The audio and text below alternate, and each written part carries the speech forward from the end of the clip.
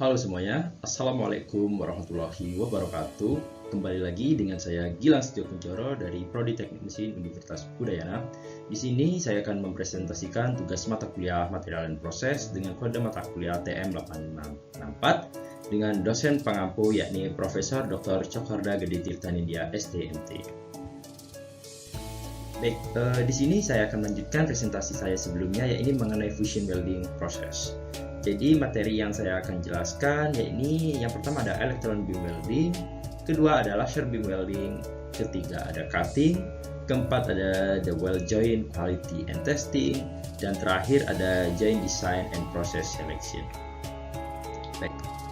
Yang pertama ada electron beam welding.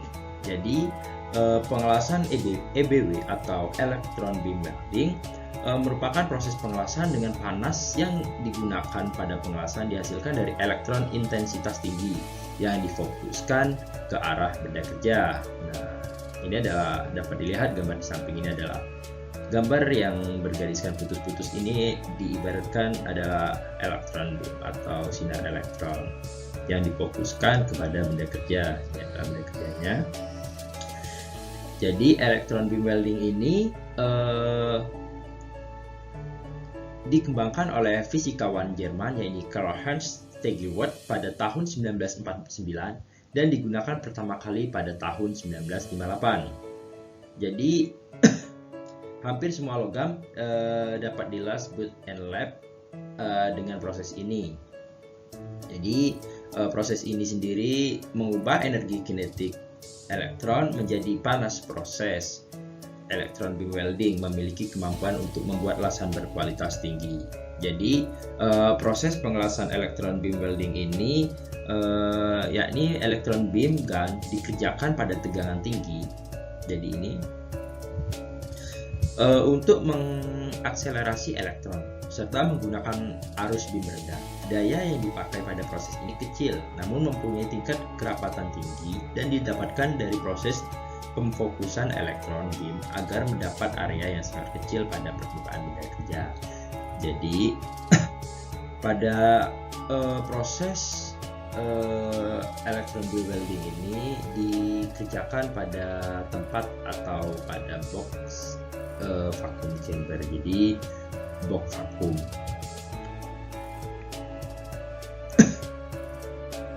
Berikut ini saya tampilkan video mengenai electron beam welding. Mari kita simak bersama-sama video yang akan saya tampilkan berikut ini. In electron beam welding, the coalescence heat is generated by the kinetic energy of a focused stream of electrons directed upon the joint.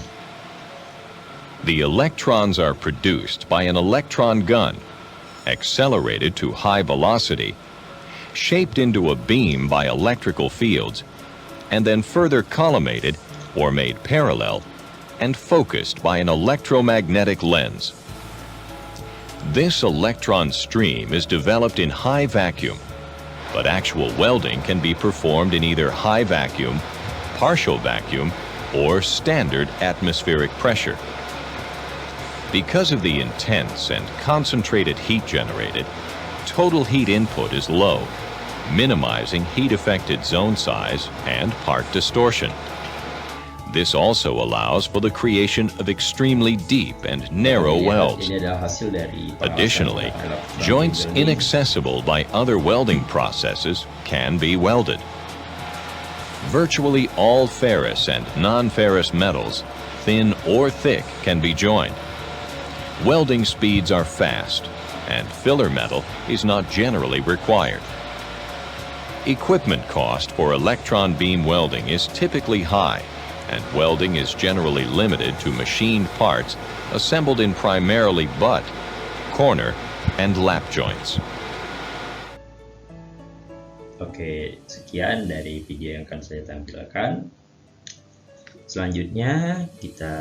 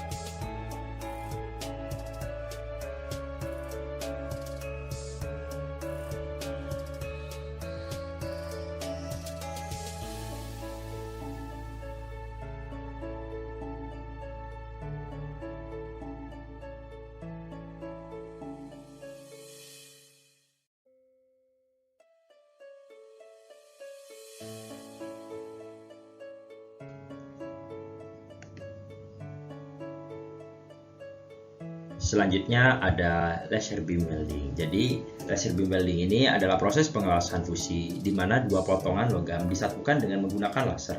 Sinar laser difokuskan ke rongga antara dua potongan logam yang akan disambung. Jadi laser LBW ini atau laser beam welding ini menggunakan sinar laser berdaya tinggi sebagai sumber panas untuk menghasilkan las fusi. Karena sinar dapat difokuskan ke area yang sangat kecil, ia memiliki kepadatan energi yang tinggi dan kemampuan penetrasi yang dalam. Selanjutnya ada las laser memiliki kekuatan yang baik dan umumnya ulet dan bebas dari porositas. Jadi pengelasan sinar laser ini menghasilkan lasan berkualitas baik dengan penyusutan atau distorsi minimum. Jadi proses ini dapat dioptimasi untuk digunakan pada berbagai material dengan ketebalan hingga 25 mm atau sama dengan 1 in. Selanjutnya, material yang dapat dilas menggunakan teknik ini yakni berupa aluminium, titanium, logam besi, tembaga, superalloy, dan logam tahan api. Dapat dilihat skema di samping, gambar di samping ini. Gambar di samping ini adalah skema dari cara kerja laser beam welding ini. Oke, baik, saya akan jelaskan. Pertama-tama, penyetelan mesin las di lokasi yang diinginkan. Jadi operator akan memilih lokasi yang akan dilas. Nah, contohnya yang saya tunjuk ini. Setelah penyetelan, catu daya tegangan tinggi dialirkan ke mesin laser. Ini menyalakan lampu flash. Jadi ini adalah lampu yang menyinari ruby kristal ini dan memancarkan foton cahaya. Energi foton cahaya diserap oleh atom kristal ruby dan elektron tereksitasi ke tingkat energi yang lebih tinggi. Ketika mereka kembali ke keadaan dasar atau keadaan energi lebih rendah, mereka memancarkan foton cahaya. Foton cahaya ini kembali merangsang elektron atom yang tereksitasi dan menghasilkan 2 foton. Proses ini terus berlanjut dan mendapatkan sinar laser yang terkonsentrasi. Jadi lampu ini menyoroti ruby kristal sehingga foton ini diserap oleh kristal ruby ini. Selanjutnya, sinar laser yang sudah terkonsentrasi tinggi difokuskan ke lokasi yang diinginkan untuk pengelasan. Beberapa bagian menjadi satu. Lensa digunakan untuk memfokuskan laser ke area di mana pengelasan diperlukan. Cam digunakan untuk mengontrol gerakan laser dan meja benda kerja selama proses pengelasan. Jadi proses pengelasan ini dibantu oleh teknologi komputer. Jadi saat sinar laser mengenai rongga di antara 2 potongan, nah ini 2 rongga ini sinar lasernya yang sudah difokuskan mengenai ini akan disatukan. Sinar laser melelehkan logam dasar dari kedua potongan tersebut dan menyatukan. Setelah pemadatan, lasernya kuat. Jadi saat laser mengenai rongga ini, maka akan terjadi lelehan sehingga dapat menyatukan 2 bagian yang berongga ini. Nah, setelah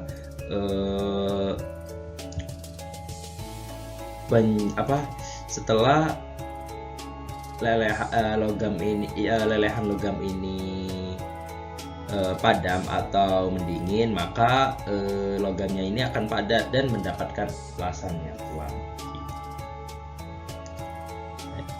Di sini saya menampilkan video mengenai laser beam welding. Mari kita simak bersama-sama video berikut ini. Proses laser welding. Seperti hanya proses welding lainnya, laser welding memiliki fungsi untuk mencairkan dan memadukan logam dengan cara memanaskan logam. Berbeda dengan proses welding lain yang memanfaatkan panas dari kontak 2 kutub yang berbeda. Laser welding menggunakan sinar laser yang sudah difokuskan untuk melelehkan material logam. Proses laser welding memerlukan pembangkit sinar laser atau laser source yang menjadi sumber metode pengelasan. Laser source yang umum digunakan antara lain adalah menggunakan gas laser, YAG crystal, laser fiber, dan lain-lain. Sumber pembangkit sinar laser ini yang akan disalurkan ke ujung laser head untuk difokuskan menjadi sebuah titik yang dapat menghasilkan panas dan melelehkan logam. Prinsip yang digunakan seperti halnya kita menggunakan kaca pembesar untuk memfokuskan cahaya ke atas kertas yang lalu akan dapat membakar kertas tersebut.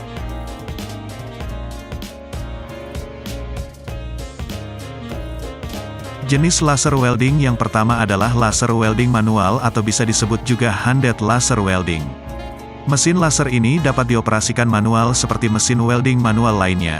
Mesin ini terdiri dari laser source yang berfungsi menghasilkan sinar laser, lalu dihubungkan dengan fiber cable menuju ke welding torch-nya. Parameter welding dapat disetting pada unit kendali yang ada pada mesin. Penggunaan laser welding manual ini cukup mudah dibandingkan mesin welding yang lainnya. Pada laser torx atau laser head manual yang dioperasikan dengan tangan ini, terdiri dari gabungan beberapa lensa yang berfungsi mengatur arah dan titik fokus dari sinar laser yang disalurkan. Pada unit ini dapat digabungkan juga dengan feeder untuk mengumpan kawat las atau bahan tambah yang digunakan pada proses welding. Jenis laser welding yang kedua adalah laser welding robot. Proses welding ini menggunakan manipulator robot sebagai pengarah posisi welding, umumnya menggunakan manipulator robot dengan 6 aksis. Program kerja robot diinputkan dengan menggunakan touch pendant atau remote pengendali untuk mengatur posisi pengelasan, gerakan robot, dan parameter welding yang digunakan. Robot laser welding dapat menghasilkan gerakan yang lebih stabil dan presisi dibandingkan dengan proses manual, sehingga metode ini cocok digunakan untuk produksi skala besar atau mass production untuk menghasilkan produk yang seragam. Pada robot laser welding, sumber sinar laser dari laser source dihubungkan ke laser head pada manipulator robot dengan menggunakan kabel fiber sama seperti proses manual laser welding. Unit tambahan yang diperlukan adalah controller robot yang berfungsi untuk mengatur pergerakan robot dari proses pemrogramannya. Selain itu ada beberapa unit tambahan lain yang diperlukan untuk menjaga kestabilan proses pada saat mass production, seperti unit pendingin baik pendingin udara ataupun dari air. Nah, teman-teman, sampai di sini dulu pembahasan kita tentang laser welding, salah satu teknologi baru yang digunakan. Jadi sekian dari video yang saya tampilkan. Mari kita simak materi selanjutnya. Proses laser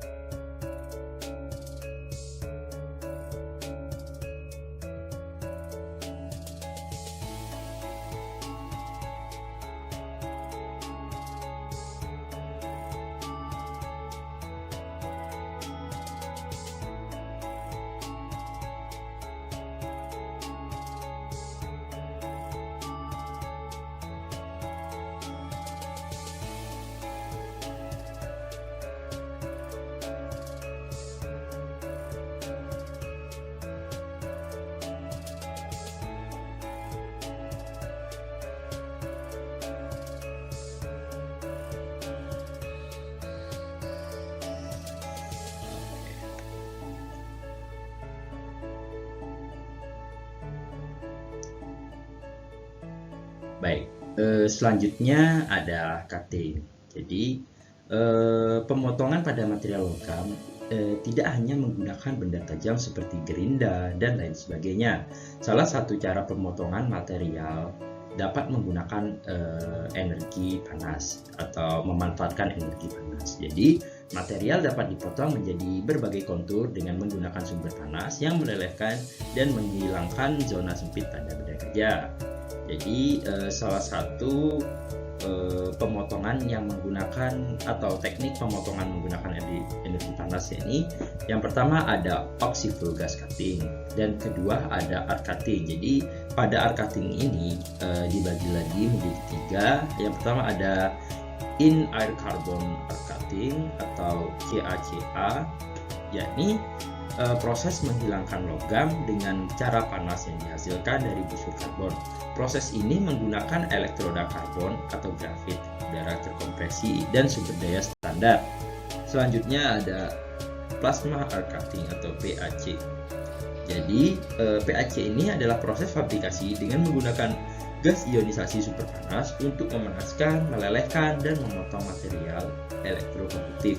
Plasma arc cutting dapat digunakan untuk berbagai macam logam seperti baja, aluminium, tembaga, dan jenis logam lainnya. Yang terakhir ada electron beam and laser. Jadi electron beam and laser ini adalah proses pemotongan menggunakan energi sinar elektron atau laser yang dapat menghasilkan permukaan akhir lebih baik daripada proses pemotongan thermal lainnya dan garitannya lebih sempit.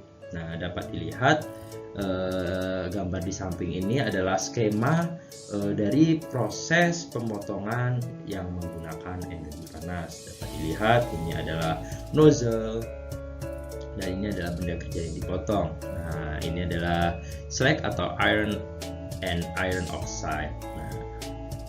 Nah, ini adalah ujung dari nozzle sendiri. Yang di tengah-tengah ini adalah lubang untuk aliran oksigen. Yang berada di pinggir ini adalah preheat stream atau oxycycline. Jadi nozzle ini akan menyemburkan oksigen yang oksigen ini sebagai energi dari api yang dikeluarkan dari nozzle, sehingga ketika semburan oksigen dan memancarkan api, maka benda kerja yang dilalui dari nozzle ini akan meleleh dan dapat muncul potongan garis atau garis potongan yang dapat membelah atau membagi dari benda kerja tersebut. Baik, selanjutnya ada the weld joint quality and testing. Jadi yang diidentifikasi dalam sambungan las tipikal ini ada zona-zona yang berbeda. Yang pertama ada base metal, yang kedua ada head effect zone, yang ketiga ada weld metal. Dapat dilihat skema di samping ini atau karakteristik dari fusion weld atau zona fusion weld. Nah, ini adalah base metal atau benda kerja atau metal awal. Jadi, nah ini adalah fusion zone atau zona dari pengelasan itu sendiri. Sedangkan ini adalah original structure. Nah, ini adalah diagram. Semakin ke kanan dari temperatur originalnya, maka semakin tinggi pula temperaturnya. Nah, dapat dilihat grafiknya. Yang paling bawah atau yang berada di sini, nah ini adalah titik-titik atau head effect zone. Temperature at which the base metal microstructure is affected. Yang kedua, ini adalah bagian dari fusion zone. Ini adalah melting point. Jadi titik leleh dari base metalnya. Nah, berada di sebelah sini. Sedangkan ini adalah world metal well. Jadi pengelasan yang udah molten.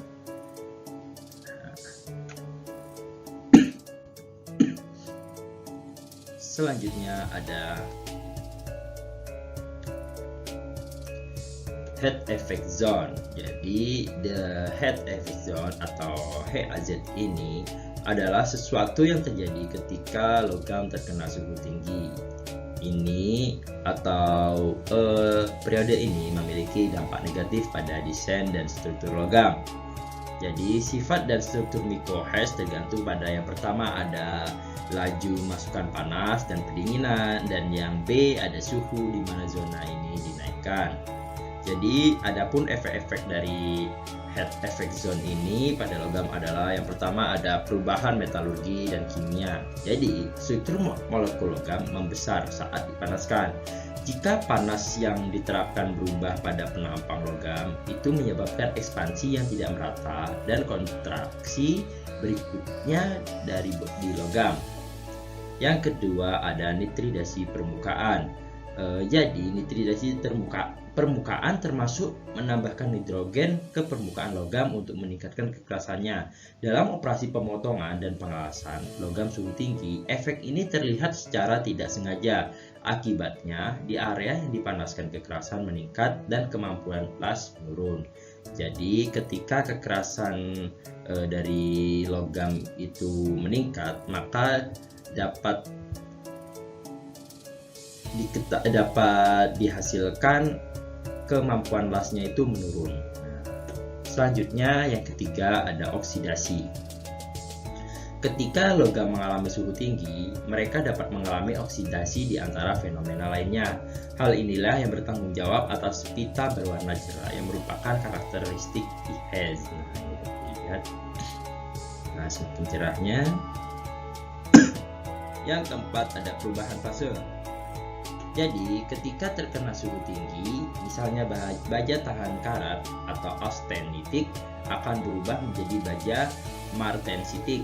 Baja martensit lebih keras dan lebih kaku dari yang sebelumnya. Dalam beberapa kasus panas akan melemahkan logam. Jadi kasus-kasus di mana logam itu dipanaskan, maka dapat didapatkan logam itu akan melemah pada karakteristiknya.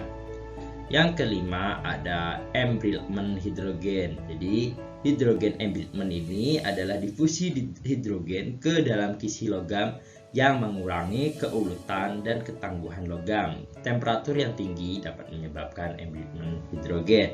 Dan yang terakhir ada korosi. Jadi stainless steel bahkan dapat terkena korosi di zona terkena panas. Panas ekstrim menyebabkan pengendapan kromium karbida di dekat batas butir. Ini mengurangi kandungan kromium dan baja karat di bawah 10,5%. Hasilnya adalah hilangnya kapasitas diri atau kemampuan untuk menciptakan kembali lapisan pelindung kromium oksida untuk mencegah korosi, yang menyebabkan korosi intergranular. Ini juga kehilangan properti yang menjadikan stainless steel dalam kasus ekstrim. Logam akan berubah menjadi hitam. Selanjutnya ada weld quality atau kualitas dari pengelasan. Sambungan las dapat mengalami diskontinuitas. Jadi diskontinuitas ini terjadi karena adanya akibat dari siklus thermal dan perubahan struktur mikronya. Jadi diskontinuitas las merupakan interupsi pada struktur lasan seperti tidak homogenan, sifat mekanik, metalurgi, atau fisika pada material atau lasan.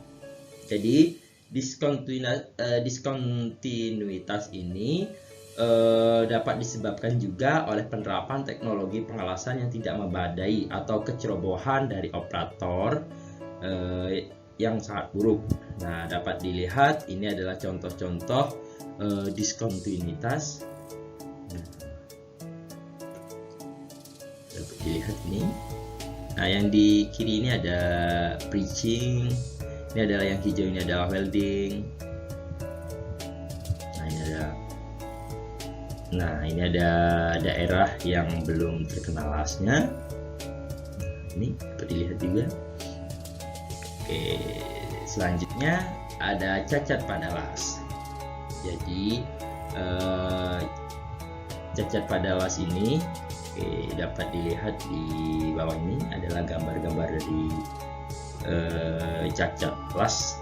Yang pertama ada underfilling. Jadi underfilling ini ketika sambungan tidak diisi dengan jumlah las yang tepat. Nah, ada bagian yang tidak terisi lasan. Yang kedua ada undercut. Jadi undercutting ini dihasilkan dari pelelehan logam dasar dan menghasilkan alur dalam bentuk lekukan atau taki yang tajam. Nah, jika dalam atau tajam, undercut dapat bertindak sebagai penambah stres dan dapat mengurangi kekuatan kelelahan. Dan kasus seperti itu dapat menyebabkan kegagalan prematur. Nah, ini adalah welding yang bagus. Selanjutnya ada overlap. Nah, ini ada overlap. Jadi kelebihan. Jadi overlap ini adalah diskontinuitas permukaan yang biasanya disebabkan oleh praktik pengelasan yang buruk atau pemilihan material yang tidak tepat. Nah, ini adalah foto lasan yang baik. Selanjutnya ada weldability atau kemampuan las. Kemampuan las suatu logam biasanya didefinisikan sebagai kapasitas dan kapasitasnya untuk dilas menjadi suatu struktur tertentu yang memiliki sifat karakteristik tertentu. Jadi ada pun faktor-faktor yang mempengaruhi kemampuan las ini. Yang pertama ada gas pelindung, ada flux, ada kadar air lapisan pada elektroda, ada kecepatan pengelasan, ada posisi pengelasan dan laju pendinginan, ada tingkat pemanasan awal, dan terakhir ada teknik pasca pengelasan seperti menghilangkan stres dan mengobati panas.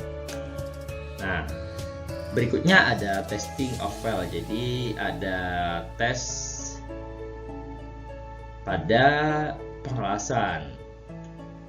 Jadi seperti pada semua proses pembuatan, kualitas sambungan las ditetapkan dengan pengujian.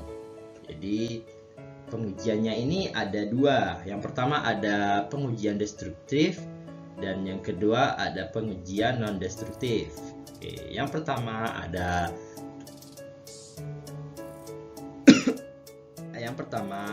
non destruktif test teknik. Nah, jadi di sini ada teknik tes tanpa merusak. Jadi struktur yang dilas seringkali harus diuji secara tidak bisa tentu, terutama untuk aplikasi kritis di mana kegagalan las dapat menjadi bencana besar seperti pada bencana tekan, komponen struktur penahan beban, dan pembangkit listrik. Jadi pada non-destructive testing teknik ini ada tes visual, ada radiographic X-ray, ada magnetic particle, ada liquid penetrant, ada ultrasonic, dan yang kedua ada destructive testing teknik atau teknik tes merusak. Jadi yang pertama ada tension test atau uji tarik. Jadi uji tarik ini memanjang dan melintang dilakukan pada benda yang dilepas dari sambungan las sebenarnya dan dari area logam las. Nah, dapat dilihat ini adalah tension testnya. Nah, ini adalah yang memanjang dan ini yang melintangnya. Nah, selanjutnya ada tension stress test. Spesimen dalam uji tarik geser nih, ada gambarnya. Disiapkan untuk mensimulasikan kondisi di mana sambungan las sebenarnya dikenal.